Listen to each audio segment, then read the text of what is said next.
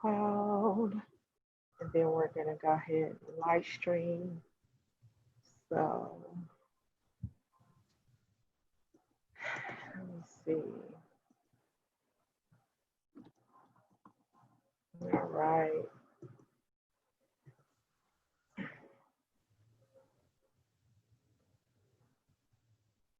Um, it's preparing.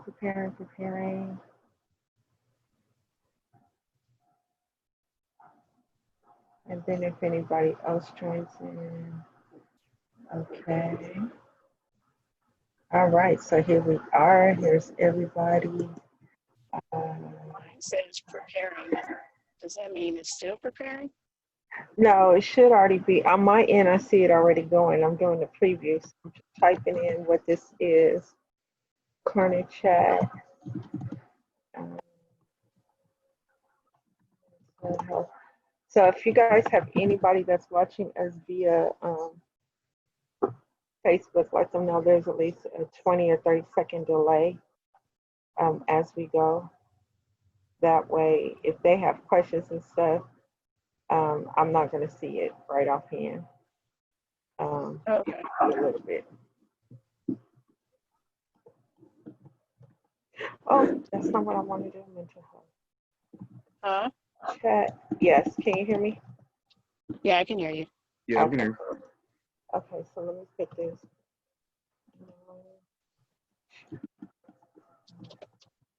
Um,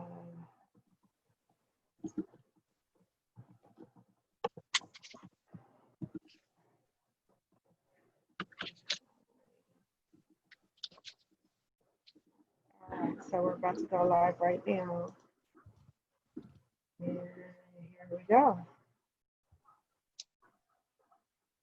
And so I'm gonna do my usual. You guys remember? Okay, here we go. So we're live on Facebook. So hello, everybody. Welcome to Corner Chat, Mental Health Chat.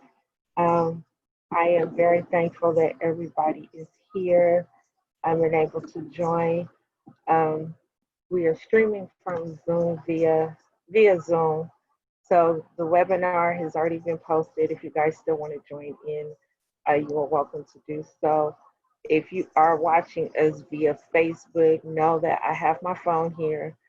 I'm able to see your questions and things like that, but there's going to be a delay in my response because whatever we're doing here is a delay, I think about 20 seconds or so to Facebook. So just so you guys have a heads up and know what's going on. So again, just trying to, okay. I'm gonna go ahead and hide you, Raaya. We know Raaya is here, but I'm gonna hide her. So, so we have, again, we have Miss Diamond. I call her Tori. Hey. But we have Tori here. Tori provides more of a holistic approach, especially to overall health, especially mental health. If you have to check out, I was talking about her podcast, Scentoria's Bliss. Then also we have Jarron, Hey. who is what my cousin as well. This is all family right here. But he's our in-house therapist, and also has Well Works on the inside. So today, this is actually Tori's idea. So I'm going to give credit where credit's due. She called me a while ago. She's like, Jeannine, have we talked about what's going on with these kids? And I was like, no, we haven't. But we need to talk about what's going on with these kids, right? Yeah. We need to talk about what's going on with the kids as far as since COVID-19 happened, since the death of George Floyd, the protesting since then all this stuff that's gone on since all summer long, no graduations, proms, and then now we turn around and we're supposed to go back to school, but there's a whole lot of confusion on that. So the thing about this is we want to touch bases on how all of this is really affecting the health of our children, be above all things. But First of all, if you guys don't mind, let's just take a quick second, real brief moment, and just reintroduce yourself because we got a lot of new people in the group since the last time we've done this. So a lot of people don't really know who the two of you are. Other than that, I love you both very much, and y'all very dear to my heart. So, but if you guys, whoever wants to go first, go ahead and introduce yourself just for a real quick second.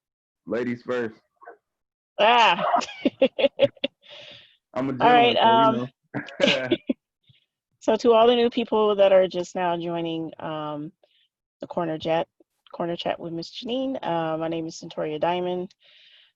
We've been longtime friends since childhood, so many years, and I've known her and Jarron for a very, very long time.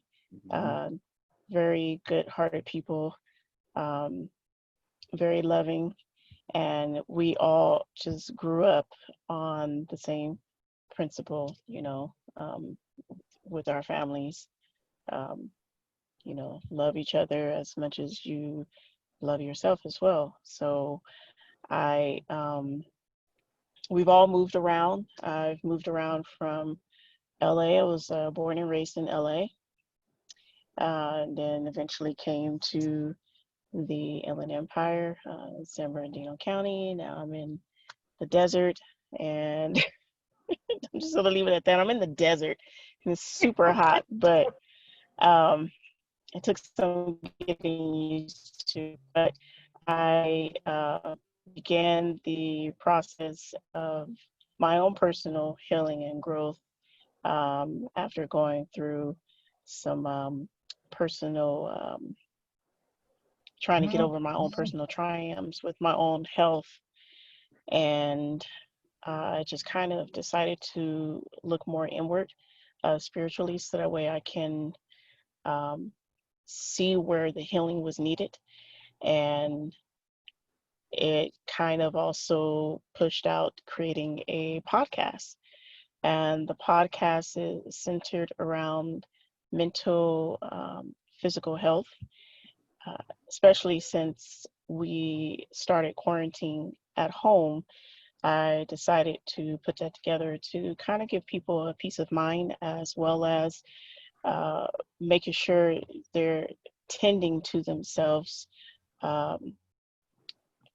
mentally, because with everything that was taking place, people were feeling confused, depressed, and going through anxiety and such. So that was the main reason of starting the podcast, just to kind of help out others, and it also helps me. So I'm not going to just do something for everyone else if it's not going to benefit me as well. So basically that's the gist of it. I went to Cal State San Bernardino, graduated from there, also entered into a master's program at the University of Phoenix, and then from there, been working for this job, working for the government for 10 plus years now. But I am looking for a change. So if you guys got any job offers out there and ideas. Yeah, We had this conversation. She already knows. But everybody is nice to meet you, and thank you for joining us. All right, Jay, go ahead with yourself. All right. My name is Jarron Clark. I am a mental health clinician, educator, and advocate in pursuit of my marriage and family therapist license. Hopefully, I'll be licensed by the end of the year. I am the owner of WellWorks 80. I develop mental health content and promote consulting and mental health advocacy and access to better services for the Black community and anyone else. I have been in the mental health field since 2004, and it's been a great experience, been an interesting experience. I formerly worked for one of the largest mental health clinics in Los Angeles from 2005 up to 2019. Now I am serving as a special ed team member and faculty and student advisor at a Performing Arts School in Los Angeles, California, which I enjoy immensely. And I'm continuing to push and build my brand by developing different things from exercise books to short exercise sets for children, teens, and adults. And thank God for Jeannine, who's allowed me to facilitate and do some of my stuff as part of the corner. I love it. It's great. Wonderful. Awesome, awesome. So again, thank you both for taking the time to do this. And Tori, thank you for just even thinking of this idea. I went back though, and I happened to look at a couple of the YouTubes, and we touched on some of this a little bit when this all first happened. Mm-hmm. So Yeah, I kind of a want to little bit. revisit a little bit of that, but I want to actually go to where we're at right now. So Okay. before, um, when this started, I know my son, my kid, and all that. They were like, "Hey, we out of school! Woo!" Mm-hmm. Happy they got to sleep in, they got to eat, watch TV, and they did stuff kids like to do when Yeah. you don't have to be in school. Mm-hmm. Um, but I'm sure some kids didn't feel that way. It was kind of like almost like a shocker. Like, okay. And Mm-hmm. we at first thought this was only going to be for 2 or 3 weeks. And then we had spring break. Most of us, it all fell around spring break, and we thought it was Mm-hmm. just going to be that. And all of it became a big ordeal. So um, I know, Jarron, you have kids as well. Yep. Like, and you working at the school. How Mm-hmm. was that with you? Well, like you said, we had touched on it a little bit before. Before I answer your question, I want to give everyone who's just tuning into the corner and maybe for the first time just seeing this, I want to give a brief definition of what mental health is, since that's what we're talking about today. Mental health is the ability to process, experience, and navigate through stressors, both past and present, at optimal levels of functioning, without the presence of impairment in thought, feeling, mood, or behavior. So that's just a general definition of mental health. Um, and if you can see, someone is behind me. This is my baby Hi, boy. baby. This is Asa. So we are talking about children's mental health today. So for me, with working at the school which my children attend, um, the process of evacuating the school was a really interesting process. I Mm-hmm. went to work at around 8:30. We were everybody was in their classroom around 8:30 till about 10:30. So within 2 hours of us starting our work day and class day, we got the word that we would have to evacuate due to uh, LAUSD closing down, due to a student um, affiliated with another school contracting COVID-19.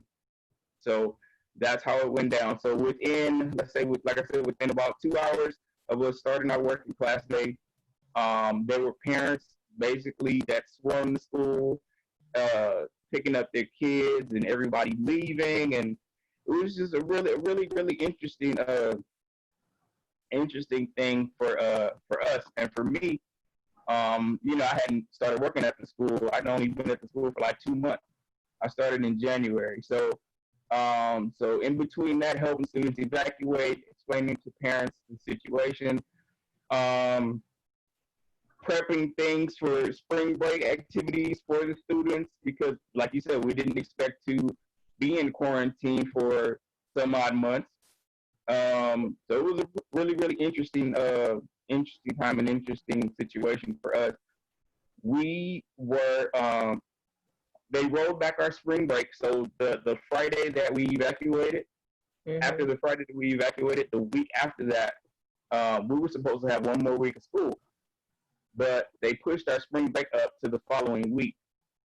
And we've been in distance learning since the end of our spring break, which would have been the following Friday. following the week of evacuation. Oh wow. Yeah. So there were things that I had to do to make sure that my kids were able to continue learning, and making sure that they were able to continue to participate, in school and in class and things like that. So we've been doing distance learning from, like I said, the week after we returned from spring break up through June 17th was our last week of school. Oh wow. Yeah, so we've all been participating in distance learning. I've been helping facilitate the small groups along with the special ed team, and working with my kids to make sure that they continue to be acclimated to the system and to distance learning and things like that. Right. And I've been doing that with Mari, and then I have my niece with us too. So Okay. okay. So, Jarron, I'm here. Hold on, give me 1 second. So, I was like, yeah, I'm not far. So, I'm right here. Wait, we're gonna add one more person. So okay, cool. Okay, so Miss Raaya Harris, I had unmuted her, but I just got some amazing news that she's also in the field of mental health. Hey, let's go. I could always, yes, we're gonna bring her up in here, girl. Let's go. Al, you didn't tell me. Yes. We're gonna unmute you, and I'm gonna bring you in. We're gonna put you in as a panelist. See, this is what happens when I get information. People get brought in. Now, there she goes. Hello, beautiful.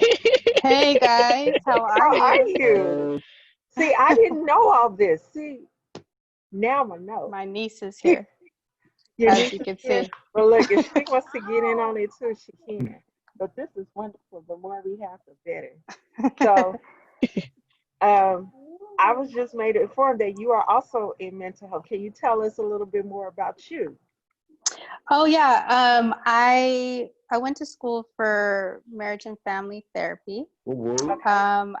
I did not pursue my license because I fell into social work. So I did social work for about almost 10 years. I started working foster care social work in San Bernardino, and then right before I moved out here to San Diego last year, I was working on the front end with Riverside County doing child abuse investigation reports. So I was an investigative social worker for the county. Children and mental health are definitely my heart. Yeah, man, my heart goes right there with you when you said that one. Good grief, I'm sure you were pleased with that. Just the thought. So, I don't know if you have kids or you have your niece. I know you just said that. So, I mean, what has been like your experience with this whole shutdown with the kids? When they no longer went to school. What was your perspective on that? Yeah, so my niece, she's been doing distance learning really since March. And as far as like schoolwork, it's been pretty workable. My sister is here with me too, so it's been more on my sister, like balancing working from home and managing like the meetings that they were having, classroom meetings and things like that. I think the largest impact on my niece has been the socialization part, because she's an only child. And so like we have a park next door to us, but it's empty. She can't really like play with kids. Right. Her birthday was on Sunday. She just turned 8, and happy birthday. They said happy birthday, and coordinating just even like celebrating a birthday on Zoom versus like together has been different. So for a kid, it's a lot different because they don't have the understanding that we do. Right. They don't. I'm going through that right now with my son and my niece. Yeah. We live in an apartment complex, but there's a pool. And Yeah. so they're like, Mhm. it's hot. Can we go swimming? And I'm like, I want to take you guys swimming, but I'm like, eh, yeah. Yeah. You Yeah. know, so Very. like today I walked over there and there was nobody in there, but just still didn't. It just wasn't settling with me just because it's too Yeah. much still going on. And Right. it's Yeah. usually if you let one or two kids in the pool, all the kids want to come out. Yeah. And Mm-hmm. so, and everybody wants to play and everybody wants to be active. Totally get it because these kids have been pretty much cooked up since March. March. Mhm. Yeah. And so they're ready. Like, I know the adults, you know, a lot of us is ready to like bust out. Like, you know, some Yeah. of us is like, I got to go, you know, but some of us have a little getaway where either we're going to the store or we're going to work. Some of us are still are back at work. We have maybe an outlet somewhere. But these kids, Mhm. Yeah. nothing. Like they've been unless they go into the store, mom and dad and everybody else, and then come right. That's It's it. They can't do what they want to do, and Right. that's right. let Yeah. loose Right. and Right. do That's everything. why I Mhm. wanted us to talk about this because a lot of the kids were put on the back burner. Yeah, It Mhm. only touched a little bit in the very beginning of the Yeah. pandemic. There was like Mhm. little memes going around, check on the kids and things like that. But hmm um, it was all adult issues, Yeah. right, and Mhm. it was predominant, in social media and at home. And I don't know how many parents were actually sitting down and talking with their kids about the Mhm. start of the pandemic, what was the reason for it, what's going on, just what's going on so the kids could Yeah. understand. Mhm. And I felt like because it was only something very minute that just came out of the blue, just talked about kids, and then it just kind of faded, I was Mhm. like, Mhm. well, what's happening with the kids? What is going on with right, them emotionally? Right. How are Mhm. they managing if they're going through any stress, which I'm sure they are? Oh yeah. And kids are feeling lonely, they're probably tired. And I know the first thing they went through was, yay, we're out of school. Now I can stay up late. But parents got tired of the kids staying up late. right. I Kids didn't was stay up like, late. there's no, no, Oh, well, for some, Yeah. Yeah. from Yeah. what I No. was Yeah. hearing, Yeah. you Yeah. know, Mhm. because I would see like little memes and like, people posting stuff in their statuses like, I'm trying to get my kid to go to bed or something like that because now my kid is staying up late during this pandemic or something. So Mhm. I'm sure that a lot of the structure that was already placed in the home probably just kind of fell off because everybody's just confused, and right, then the parents are, um, you know, uh, upset and probably feeling overwhelmed because a lot of them lost their jobs, Mhm. hmm but you still have your kids that you need to sit down with and just explain to them what's going on so Right. they can be more aware of the things that are happening around them too and in their own community, especially when the protesting and all that stuff was going on. And we were Mhm. seeing like, little kids trickled here and there with their families in the protests. And we were hearing, the different points of views that people were having about, immersing your kids into that type of environment. But what was going on in the home. I was like we were talking about before. It's not just the kids. It's just from being child all the way through adolescence into like young adulthood. The ones that are Mhm. in college, how they had to just all of a sudden leave college. They had to right, leave the university, right. and for a majority of those kids, that might have been their only source of freedom to get away Right. from wherever they were. Mhm. We don't know Mhm. what was going on with them personally. And now they had to evacuate the campus. And get And out of now there. most of them probably don't have nowhere to go. And Right. then So Yeah. there's a I lot of haven't them. heard anything around where there's been programs for, I mean, I kind of heard something through the grapevine, through social media grapevine, that there was something that was being put on for like, the younger kids that are like, in um, you know, grammar school and secondary education or Mhm. whatever. But I Mhm. wasn't hearing anything also for the ones that have just started college and they were staying on campus and now they have to Right. fly back or now Right. they don't have a place to Yeah. stay. So it's like, even though, the adults are out there trying to make things work, we still have to focus on the mental stability of our youth. We can't just leave Right. them in the dark. We can't just leave them in the cold, Right. or Yeah. or say the old cliche saying like kids will be kids, because kids don't always be kids. Kids have stressors, they have issues, they have problematic things that they don't know how to really express. So that's why I wanted us to talk about this, like what are some things that can be done to try and make kids feel like they're included, that they're being seen, in all of this. Right. Right. So, On that, I wanted to let me share something I found that if it gives us a little bit more perspective on everything that's going on. So, because when I read this, I was like, it gave me a perspective, not just from personal, um, my own personal thing. Like, I have a son that has special needs, so that's a little bit more challenging.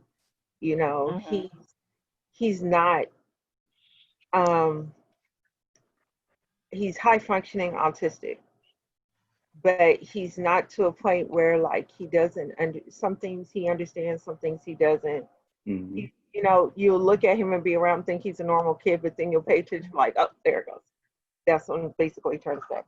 But I know there are a lot of other kids who are out there who have other needs and require more attention, and it requires it's more stress on parents. But I found this when I read it, it just made me go, oh my God, it really put this whole thing in perspective. So at the time in March, we have 1.5 billion students out of school. Wow. That's 91% of the schools were closed in the world. Then, because so many people were dying so quickly, now we're at a rate where there could be more orphans. There could be, these children are more vulnerable to exploitation and abuse. So sex trafficking, things like that, like I know you guys have dealt with. And then the sad part, this is the other part where they were saying that more people could, they're expecting 10 to 40 million people to catch this thing, possibly. So we're already. Jeannine, we're losing you. I know, because my battery's about to die. I don't want this thing to die. But I'm here. Sorry, I'm back.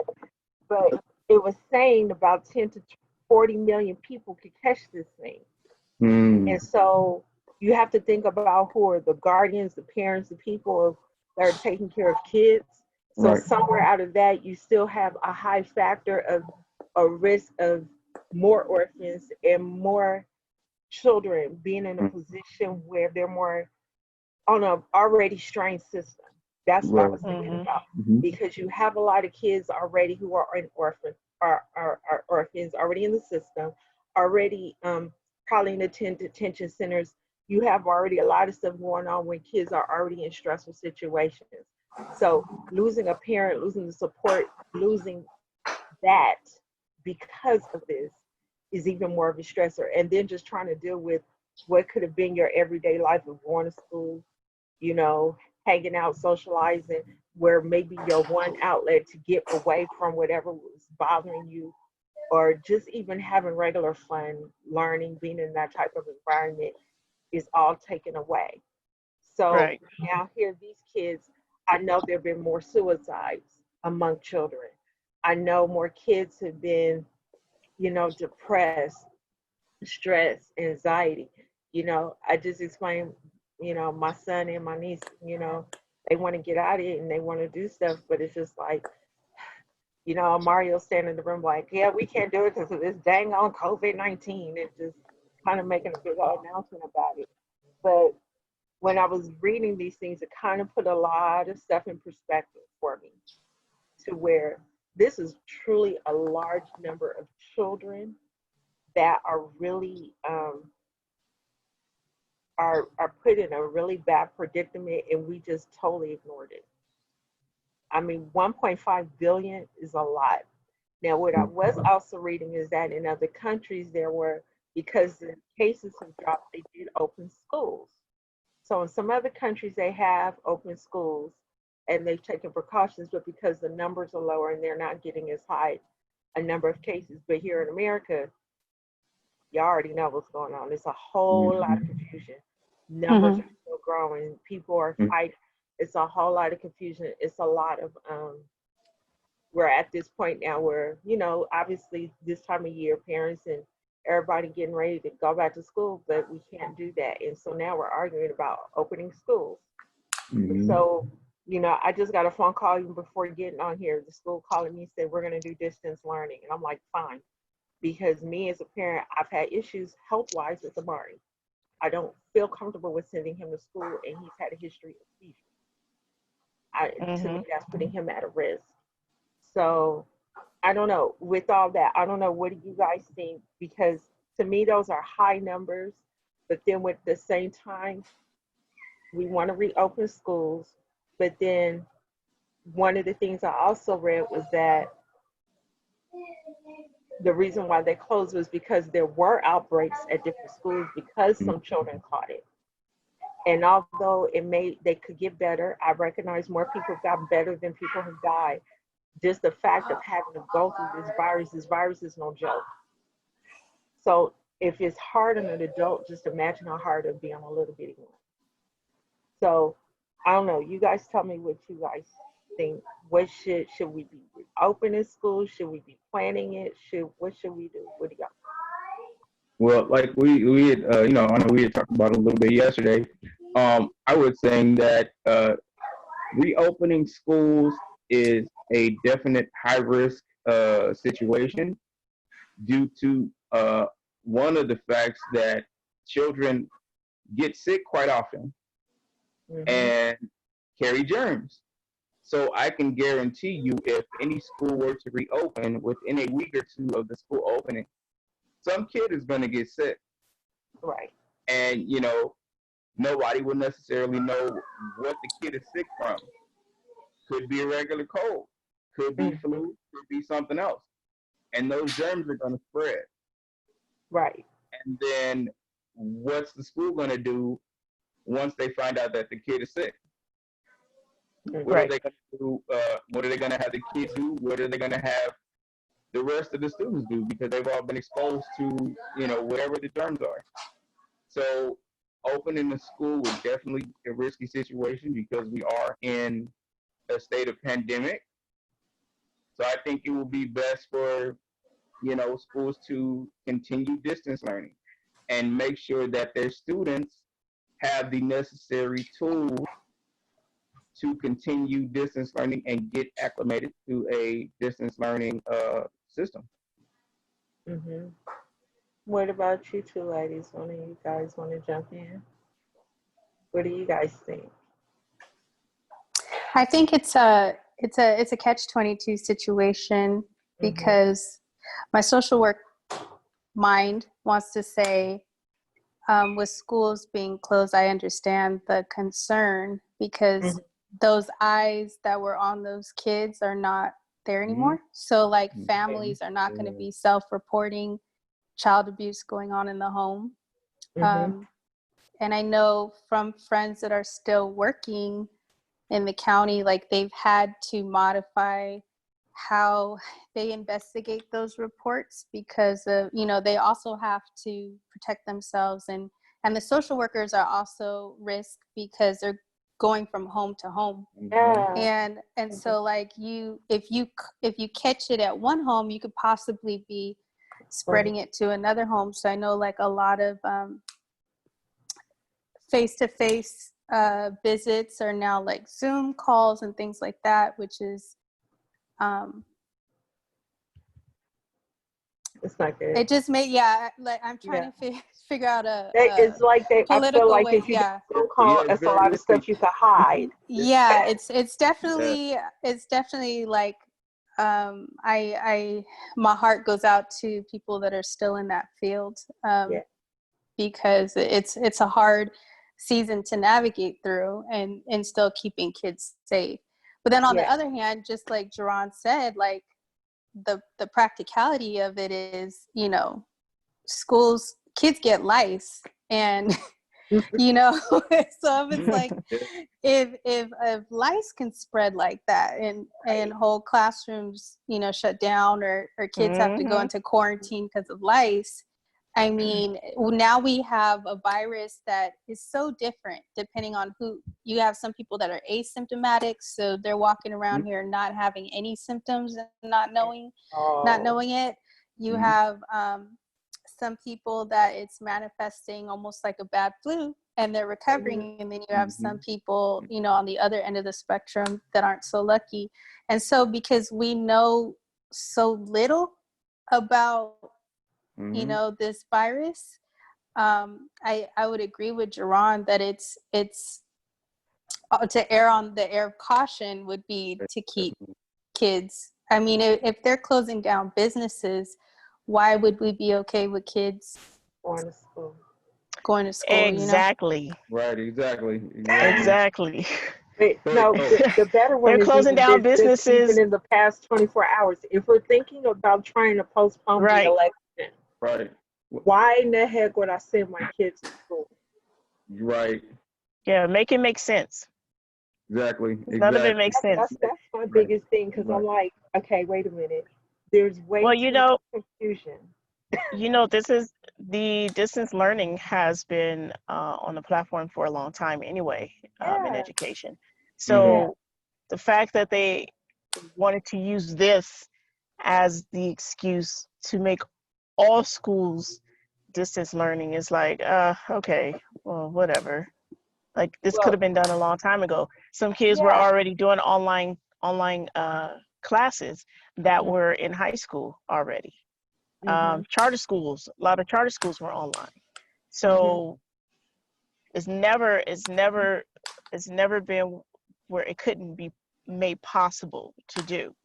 Right. But because we have this pandemic out now, it's like a big deal. Like, oh, you know, it's a big deal now. We want all the kids to just keep it distance learning. If the kids could get the same curriculum, and the parents would become more involved, which I think is a good thing. If I had kids, I would like to be involved, more involved in their education as well as their studies, so I can know what they're learning, how they're learning it, and if whether or not they're learning it effectively. Rather than just, you know, they're going to the school. I mean, you know how it was. We sat in the classroom. Half the time we paid attention, half the time we didn't. And then we were ready. We were ready when the bell rang. We were ready when the end of the day came. We were ready to go home. Whether or not we remembered some of the stuff, we were kids just being kids. So now these kids, you know, the flexibility is managing your household now with your kids being at home, and understanding their learning skills, and how well they learn and how well they catch on. And if they have any issue, you could be there to assist them just as much as the teacher can, you know, live, you know, virtually. So I don't see a problem with keeping the kids at home. Stop all this wishy-washy stuff about, we're going to open this now, we're going to close it. We're going to open the schools now, we're going to close it. We're going to send people back to work now, we're going to keep the jobs closed. All this back and forth stuff is really taxing on a lot of people, especially kids. If they keep hearing, oh, finally we're going to go back to school and I get to see my friends. Come up with better solutions so the kids won't feel so left out or feel so distant from their friends. And you know, make them feel like there's hope and things are improving and things are better. And just because that happened doesn't mean that this, you know, it's not going to get better, you know, in the near future. It's not going to improve. There's not going to be a better education system. You're not going to be able to graduate. And yes, granted, they missed out on, the ones in high school, they missed out on grad night and graduation and stuff like that. But guess what? They still did graduation. So there was still a solution that was there to bring some kind of joy to the kids. So they still celebrated some type of graduation that still worked out. And it was so good to see that, because a lot, they didn't have to just sit home and, you know, have their head down and be like, oh my gosh, nobody cares about me. Nobody could give, you know, 2 cents about whether or not my joy or my happiness even matters, or if I'm graduating, or whatever the case whatever they were thinking. They were still celebrating their graduation. I even saw where some some school principals, or maybe it was the counselors, I don't know, was coming and watching them walk across the little makeshift stage. So they were still doing something, you know. People were still part of the process. doing something together as a family and as a unit. And that's what people need to get back to, is, you know, keeping that family unit tight, and and keeping everybody's focusing on, you know, the emotional well-being of their children as well as themselves as the parent. If I was a parent, that's what I would be doing, making sure that if my mental health is stabilized, I want to make sure my kids' mental health is stabilized as well. And I don't want them to feel like this is the end of the world. Because that kept going around. Oh, it's the end of the world. What are we gonna do? We're gonna die. Yeah, we're gonna die. Yeah, they're watching all kind of end of the world movies on Netflix and stuff, and reenacting scenes, going outside trying to, you know, create fires, you know, for practice and stuff. You know, it's just crazy. It's just, But you know, but we just need to come up with some kind of solution for kids to feel involved in everything that's going on, but also to feel comfortable about the things that are going on, and to understand that things are improving, things are getting better. This is just not the end of all things. This is not the end of the rope. This is not bad. No, this is good, and this is why it's good. And one of the things you can definitely do as a parent, if you're a parent, if you're an aunt, if you're a grandparent, if you're a caregiver of a child, take that time to check in with your children. Ask them how they're doing. How are you doing? How are you feeling today? Ask them what they want to eat for breakfast. Go make them breakfast. You know, you do wonders just by you know, taking that extra time and that extra care to make your kids breakfast, even if they can make breakfast themselves. You know. Now wait a minute. I'm sorry to say something like fantastic. Look, check this out. Amari be wanting full course meals. So he wants every day. He be wanting bacon, sausage, pancakes, eggs, cereal, every day. And then an hour later, he's a growing boy. Lord, hilarious. Yeah. My kids and Jeannine's kids, they're all around the same age, so our kids eat. they grub, like, for real. And look, for whatever reason, my niece done picked up an appetite. I'm like, wait a minute, girl, what happened? Yeah. But definitely check in with your kid. Take that extra time to check in. How you doing? How you feeling? Is there anything that you want to talk about or need to talk about? That's right, baby. You know, how do you feel about not being able to see your friends like you want to? You know, we've had to make adjustments here where we celebrated our kids' birthdays via Zoom. Our kids' birthdays are 2 weeks apart. So we celebrated their birthdays via Zoom. We had some of their friends call in via Zoom and family call in via Zoom to celebrate with them. That's the adjustment that we had to make, and they enjoyed it. It was great. It was wonderful. It was good to see. We got to see how our kids interact with their friends and with their peers, which was wonderful. Yeah. You know, and especially for those friends that they haven't seen in a long time, because of our move to the Inland Empire also. So it was good to see, like I said, them interacting with their peers. You can also take your kids outside, go play with them, go play ball, go take a walk. I've been working out with my kids. We've been taking 30-minute, 40-minute walks periodically. They go to performing arts school, so conditioning and movement lab is part of their curriculum. So just to keep their movement going and activity going, you know, we've been going on 30 and 40-minute walks. You know, and it's improved their mental health a lot. You know, even though, you know, they don't like the fact that they can't see their friends, but, you know, I'll say, you know, you want me to call so and so to see if they can hop in on a Zoom call or something like that, and they'll be like, yeah. So we've done that, you know, and made those adjustments. You have to make those adjustments to take that extra time with your kids. So, and that's really important, and you'll definitely see some improvement.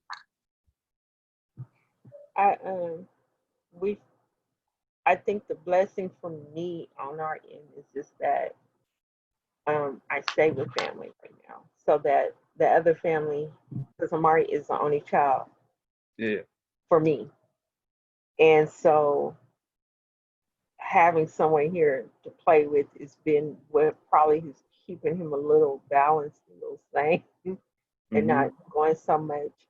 Um, I do try to take them out as much as I can, but there are days I'm just like, okay, we're gonna be in the house today because we've already gone out, 2, 3 times this week. It's a little much right now with all that's going on.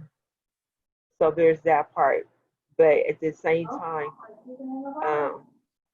like I'm trying to do stuff with them in the house. So like yesterday, I recently bought Uno cards not too long ago, so we've been playing Uno in the house.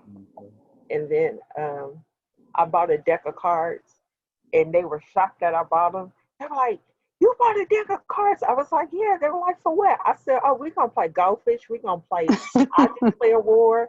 Because I started thinking like, okay, what did we do as kids? Because all of us as kids when we was younger, Right. we didn't Without have all this phones, without social media. Yeah. none of this. You was balling if you had cable. You was balling if you had a remote TV. You was balling if you had dial-up, and I said dial-up internet, okay? And if you had the cordless phone, oh my God, you were the best thing in the world. Like those were big things for us when we was kids. It's not all this, other stuff. They got a whole bunch of other stuff that we never did have. To me, that I sometimes think is overwhelming. Like I have Amari always asking, "Mommy, can I get TikTok, Facebook?" And I'm like, "Hold up, wait a minute, slow down, son. Like we don't need to be doing all that." But with all this activity, we're trying to keep our kids busy. Sometimes some of it, I think, um, kind of have to control so much of it and what they're doing because I'm guilty of it. Like as a parent, I get tired. Sometimes I'm like today I was like, okay, I gotta focus on doing a few things today. Like we're gonna get up, we're gonna clean, we're gonna do some stuff around the house, we're gonna make sure dinner's done. But after y'all gonna do you, I gotta come here and focus on a couple things to do. And but sometimes, like I don't need them focusing too long on TV. Right now their big thing is Fortnite. So I'm like, okay, y'all can't do Fortnite all day, every day, because I don't want, just that's all you want to do. So I do agree, we got to change some stuff up. I want to kind of backtrack a little bit to something Tori was saying, was that with as far as the education and the distant learning. So it was something I read and I've heard from several people as well, that there's some of these people you would think with internet's been around, what, 20, 30 years now? That sound about right? About that, yeah. So you would think with the technology, everything we have, more people have access to internet, more people have access to computers. You would think more people have, but there's a lot of people that still do not. So a lot of these kids do not have access to the stuff. And so I was listening to a parent today. I forgot her name, but she was actually addressing Donald Trump himself. And basically what she was trying to say was that we really need to get our kids back to school to get back to a sense of normalcy. So we could, be normal, we can go back and everything would fall back in order. Even though we are dealing with COVID-19, there are precautions. I'll be honest with you, I respected a lot, although I didn't agree. I respected what she said. She was very passionate about what she was saying, so I had to respect it.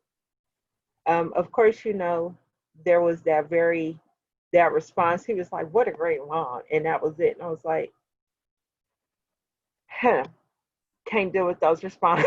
I'm sorry, his responses I can't handle. I have to have I don't have enough brain power sometimes to deal with him. But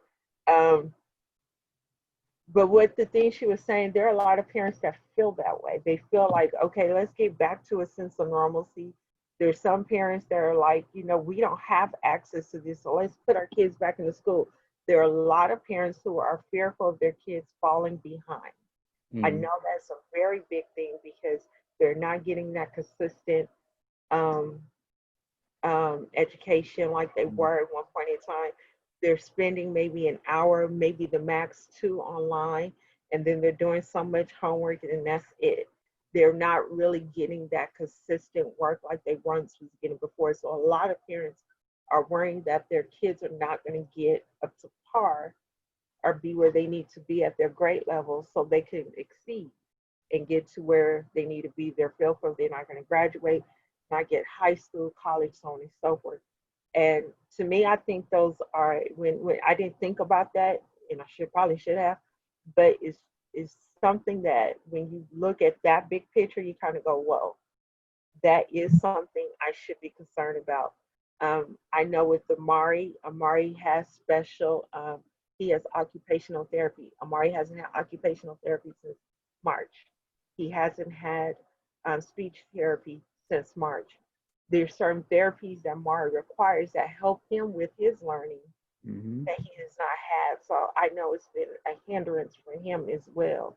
And I know I'm not the only parent who probably goes through something like this as well. So because of all these changes, this distant learning, things like that, although in one scheme is great, but in the other scheme there is that hindrance. There's that we're missing a piece. The other thing that concerned me a lot, and you brought it out, like we have distance learning. We've been doing it now for like 20 some odd years. People going to college online, getting their degrees, masters, whatever you want to get. Some people are in high school. Then they started promoting, was it K through 12.com. You could teach your kids online. But then I was reading something else that a lot of these schools are not acclimated to point to be online for school. So kids are not able to get what they need. So when I started reading all of this, I was like, well, wait a minute. What the hell's the point of having online learning, all these books, all this stuff for one part, but you can't convert all that to all these others. So why can't we convert some of that over here? Like, what's the point of having K through 12 or Connect? I think it was some I just saw, Connect California Academy. It was all these different online schools that they're now promoting online, especially for the younger generation, for the younger kids. What's the point of having all this stuff and you can't convert all of that into some of the schools that we have every day? Because, you know, there should be something in place that should have already been a backup. I know when Mari got sick, you know, they sent a teacher to the house to take care of him, but we should have been able to go online even while he was in the hospital and get on a computer and do something. I mean, why is something like this not already in place for some places? Like there's something, it looks like there's this big old gap and something's still missing. I don't know if you guys know about that or how y'all want to address that, because to me that's an issue. I think it comes down to funding, getting the right person that will be able to build a network to connect for each school, so that way the kids can have the same access at home as they would in the classroom. Getting the right people to do it. Someone who's going to take the time to build the website and do all the coding and things like that for the networking. And so I think it comes down to whether or not they have enough funds to do all of that to make it possible. And yes, it's always been in the corner, you know. There's a possibility we can, you know, have our classes online.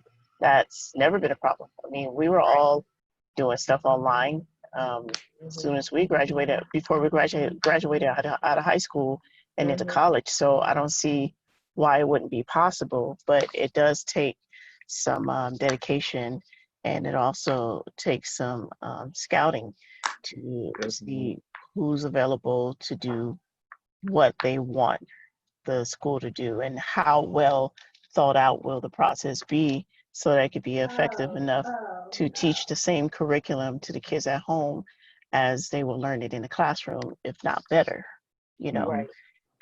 Also, I think it would be a good idea if there were like separate I don't know, workshops for parents to get involved in the child's curriculum, so the parents can understand what is it that my child is learning. Maybe that can be, how they have the PTAs, and the PTAs was either talk about your kid progress or whatever the PTAs were for. It's they could do something like that where it could just be the parent teacher conferences can actually be, this is what we're doing for your child to have an effective distant learning experience, and this is what we want you to know. So if your child has any questions, you can understand how to approach them, and you can understand the different tools that we can use to help my child, help your child move to the next level. So, I mean, it has to be some adjustment somewhere. This is a challenge for everybody, but someone has to start taking an initiative to make adjustments. And the parents can't, I mean, I know the parents are like, yeah, get kids back to normalcy, get them back in the classroom, but it doesn't look like that's happening anytime soon. So instead of beating a dead horse, just modify, make changes, do something different. All the parents in the same neighborhood, if all their kids go to the same school, and if you trust each other, I mean, do some virtual together. Right. Right. This is what my kids are doing in my classroom. Is your child learning that too? Okay, so we're gonna put them all on video, and we're gonna do some tutoring. We're gonna do some mentoring. Exactly. Right. Yeah. Definitely. There was something. And schools should be equipped to be equipped to divvy out support calls for each student and parent that is on a distance learning platform. And there may be cases where that's not being done, which can inhibit learning of their child. But like you said, Tori, parents, especially if their kids go to the same school, or even if your kids go to different schools and you guys live by each other or are close to each other, have a relationship, talk to your parents, network with each other. You know, there are a lot of parents who are connected to people that are mental health clinicians, educators, health advocates. There's a way to access those resources that you need in your community. Right, rebuild the community. Right, rebuild the community. Right, and if not, that's what the corner is here for. That's one of the things that we promote: advocacy, community building, education. And utilizing your resources. So there's always a way to get what you need and to get access to what you need to better improve your children's learning and their mental health. Yeah, I would agree. I would say that one of the things that has kind of kept people stuck is they're still in the process of grieving the loss of what was and not embracing the new normal. But I would say, because now I work at a university, and there's a huge learning curve for faculty, even like K through 12, but even at the university level of now having to go completely online. So like I work in the master's program, and in the master's program, most of our courses in the particular program I work in have been online because the majority of our students are full-time workers. And so they're taking online courses, but our undergraduate faculty have never had to think about online. All their classes have been face-to-face up until this point. So now there's a learning curve in learning and working with instructional designers and learning how to build these Canvas courses, these online platforms that they've never had to do before. And so I think, like Jeannine, to answer your question, I think that there has been a gap, but I can easily see us as we're going towards the new normal of that gap getting smaller and smaller. Because now it looks like it would have to be like the K through 12 education would have to be equivalent, especially with this year when we have no other choice, that they're meeting like their A through F requirements to be able to transition to a college university that is now fully online. I know Cal State San Bernardino, they're back in, I want to say, okay, so it's it's July. I want to say as of June, they had made the decision the CSUs and the UCs are going to be completely online till February. So, and I work at a private university, and they've been just kind of teetering and waiting for Governor Newsom to make them. But as of yesterday, Tuesday, they're going fully on. They've been online since March, but they had anticipated coming back face to face in the fall, and just starting the fall semester earlier and sending. So the fall semester would end around the holiday season, Thanksgiving, so that all the students that go home for the holidays won't come back and bring anything back with them, any illnesses back with them. But now they're going fully functional online. So a lot of our undergrad faculty are having to just come to terms with the fact that this is going to be the thing for at least minimum the next 6 months. And so whether it's a kinesiology class, now these people are learning how to essentially be content creators. Like you used to be able to just count on people to come to the gym and do yoga. Now you're figuring out how to record that, have it available on an online platform that you're building, and make it interesting so that the students are getting their money's worth, for what they're paying. So now they're essentially having to learn the skills of being a content creator that they never, so it's like, it's definitely a learning curve, but I think that as we're moving forward in the new normal, I think that we're going to start seeing that gap closing and a smoother transition between the two. Right. I think the big panic with everything was more so with parents than with kids. With this whole thing of, I have to go back to work, or I know someone that does watch all the time, that follows my page. Name is Nancy, and she shared with us how her job is now, not her job, but she has a friend whose job is basically giving her, basically saying, okay, either you come back to work or you lose your job, because she has to make a choice of sending her kids to school or not. Wow. So it's like some parents are being put in a predicament where they're being forced to either choose between job or their kids. And at the end of the day, like, I need money to take care of my household, but I don't want to neglect my kid. And that's really, to me, not a fair situation. Personally, it's like a no-brainer. I'm like, forget it. I'll figure something else out.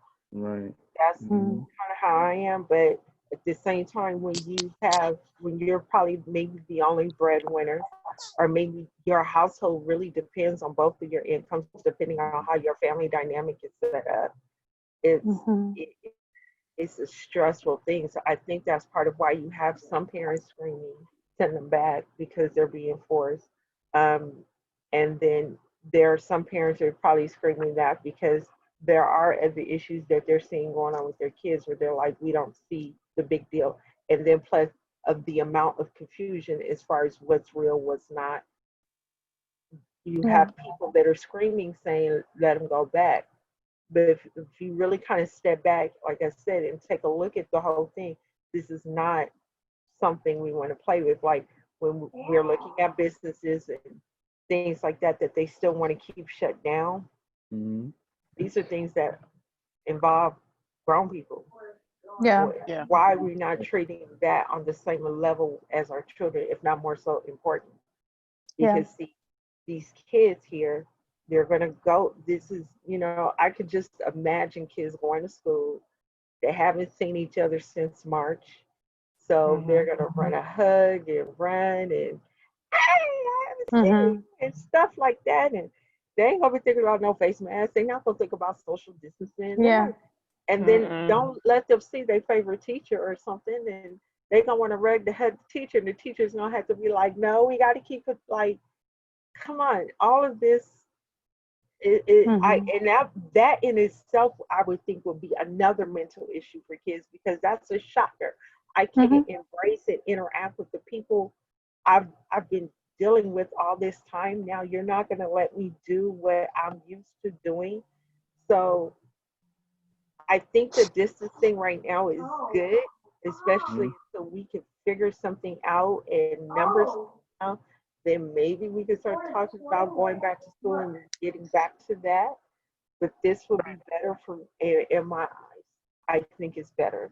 Um, I think it would be a whole lot better. But I think at the same time, they really need to figure out how to get more internet, more computers, make it more susceptible for Accessible, all right? kids, accessible for all kids, Yeah, definitely. not just for, certain districts. It needs to happen. If you need to combine with another district, that should happen.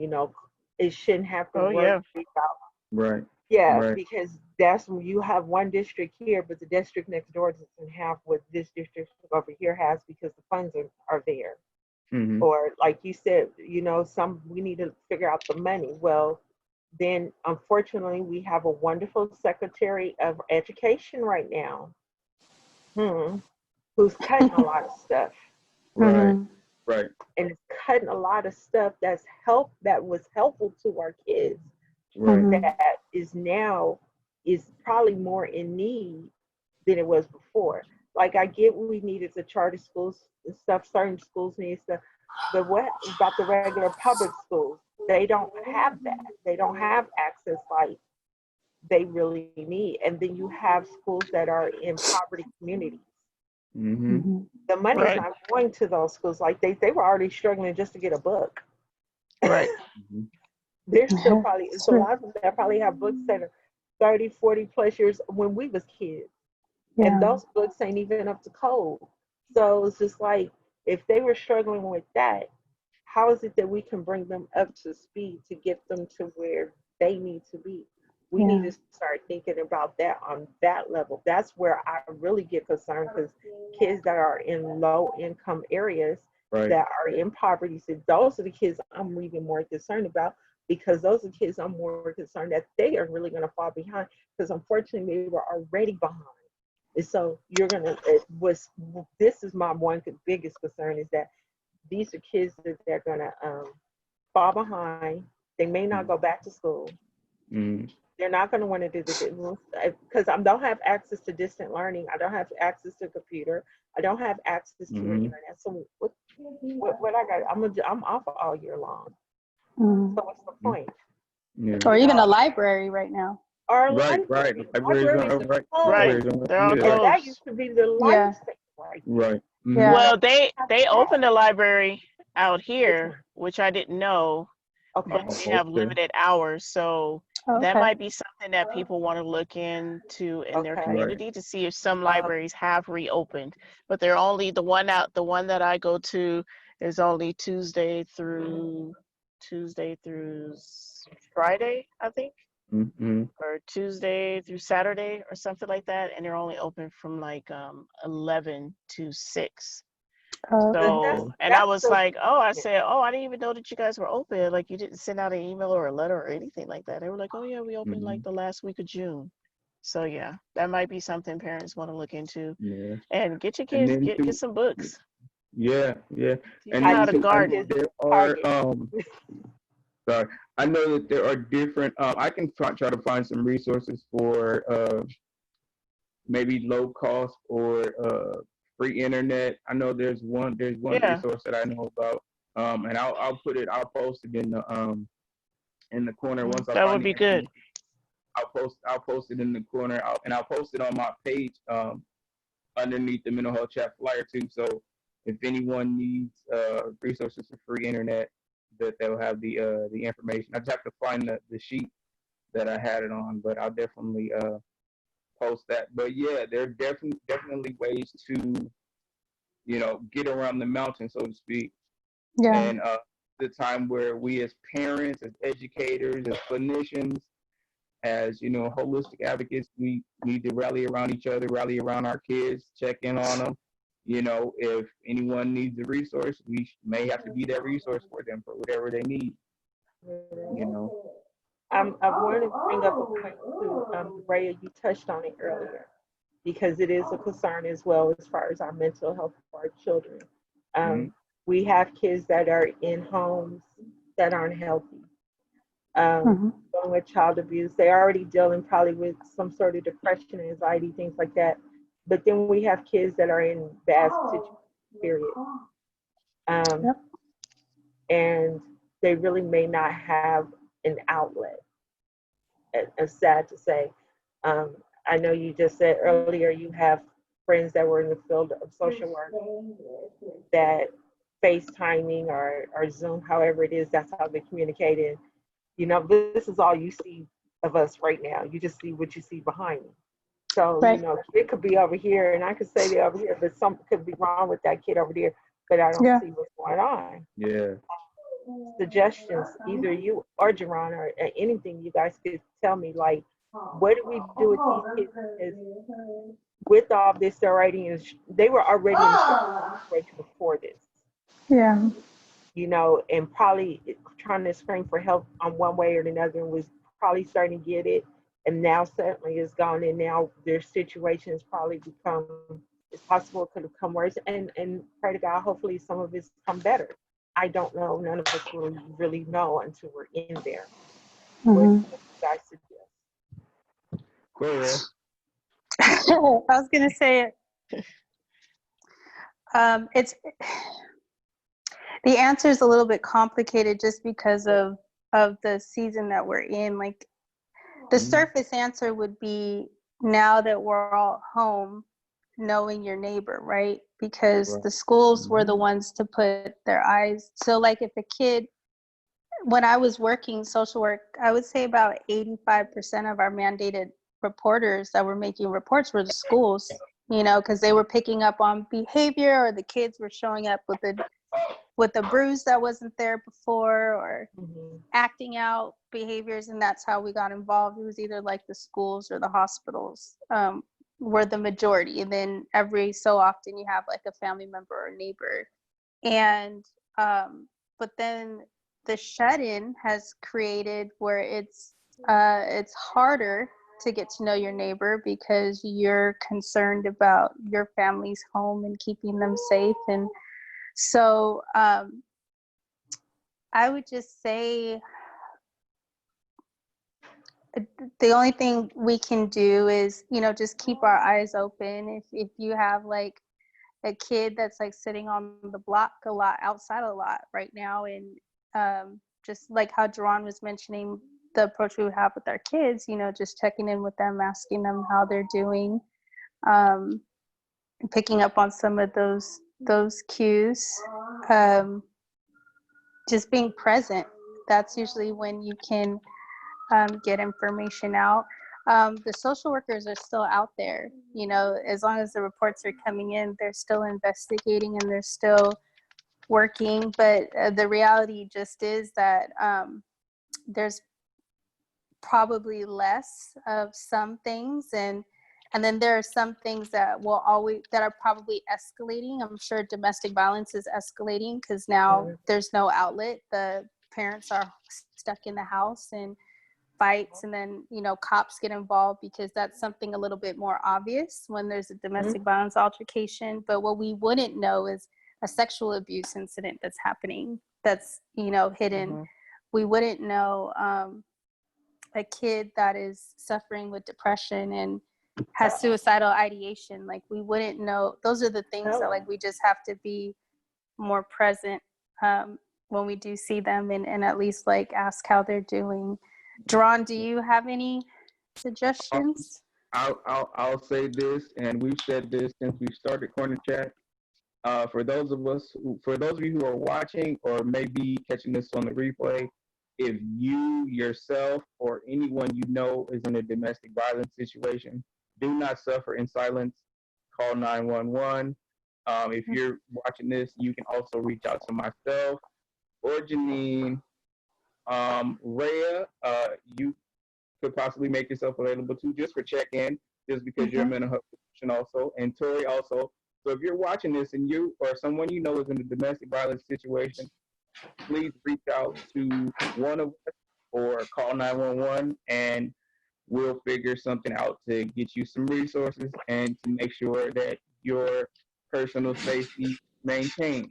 Um, I personally have heard of a few who are or were in domestic violence situations or have been in domestic violence situations since quarantine and possibly before quarantine. And we've had to take certain steps to make sure that they were safe, from, encouraging them to call and go to a family member's home where they felt more safe, putting themselves and their child at less of a risk, and getting another person resources for therapy and treatment and shelter as well. Um, if you're watching this and you have a child who is struggling with depression or anxiety or any other mental health issue, you can reach out to myself or one of the four of us, and we'll get you some resources also. Um, Also, if you are having suicidal ideation, do not hesitate to call the suicide hotline. I believe it's 800-273-8255 if you are in a crisis situation. This is the time where we have to, kind of latch on to each other and check on each other. Check on your friends, check on your loved ones, check on their children. See how they're doing, see how their child is doing. Invite them to Right. a private Zoom call, just you and the other person.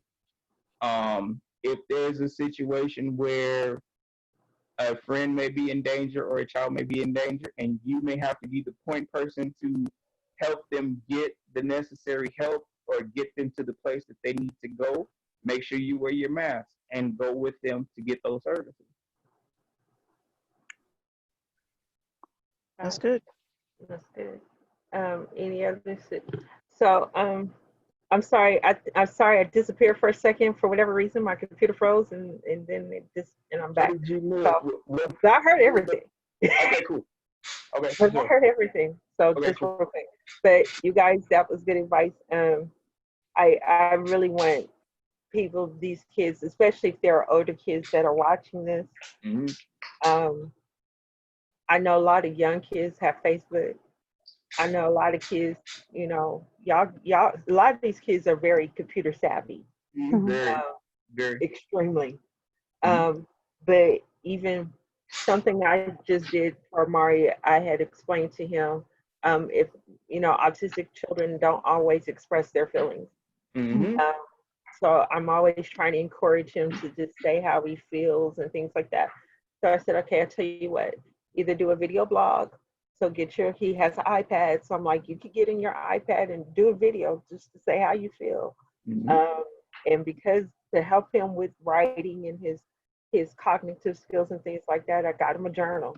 So I said, okay, let's start working on that. And you can write about or even draw about how you feel about whatever it is.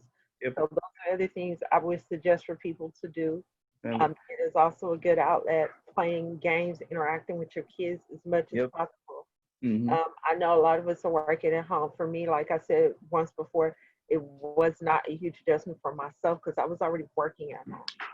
So, but I know some people, this was a big adjustment because you went from having a normal schedule, going out, work, so and then come back, and everybody have this. And now it's like I had to figure something else out, and now this is probably going to be permanent for God knows how long.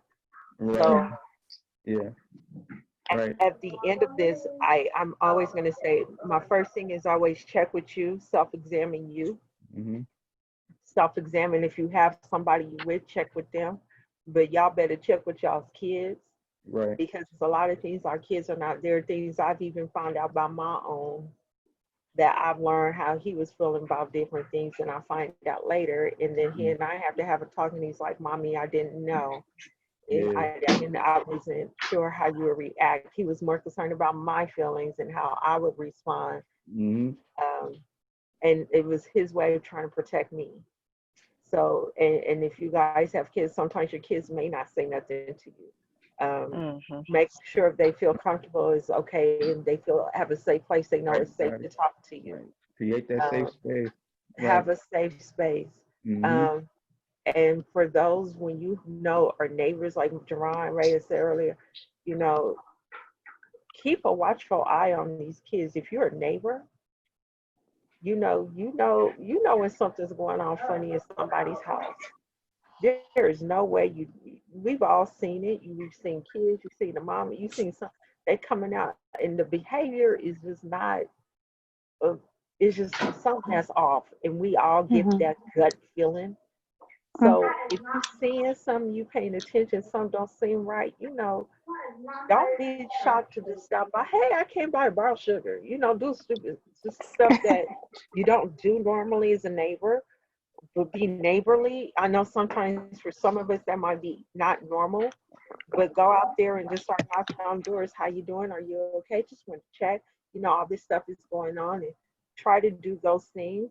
But you'll be surprised. Sometimes you might find yourself in somebody's house, and sometimes there might be some things you learn, and it may be that one person that feel comfortable enough to come knock on your door and tell you, "Help me." Yep. So, Right, right. um, And if someone does ask you for help, just be mindful and be cognizant that they feel comfortable enough to ask you for help. Mm-hmm. Whatever they tell you, keep it in confidence. And if there's something that you or the other person needs to report, take those steps to help them report it. If you know what to do, if you don't, reach out to a clinician or someone that could possibly be of help or service to you. Another thing with having things to do with children or ways for children to express themselves when they don't know what to say or they may not feel like talking. I have what we call. I created a what I she's call a telling brain you ain't right. of huh. You She sound told you right. you ain't right. She said, "Mm-mm." I've created a brain break set of exercises for children and teens specifically. It encourages self discovery and encourages them to write and verbally express themselves a lot more. So if anyone sees this or would like one, they can put a comment in the Facebook chat or reach out to me via inbox, and I'll send you a brain break set of exercises for your child and for your teen.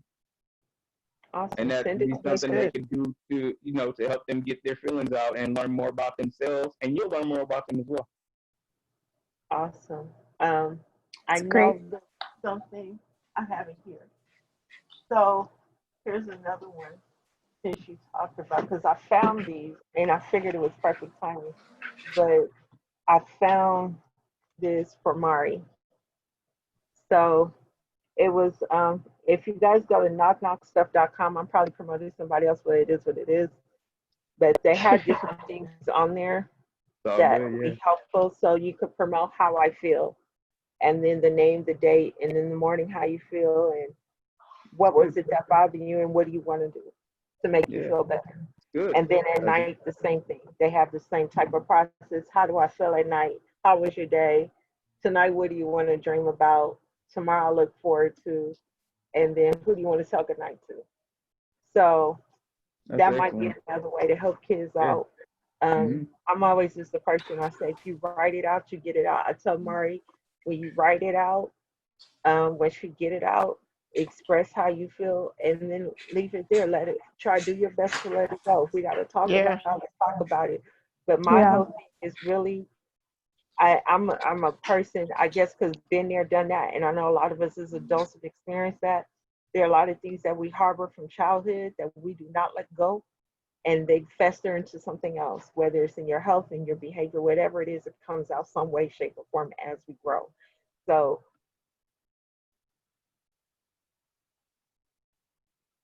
Uh-oh.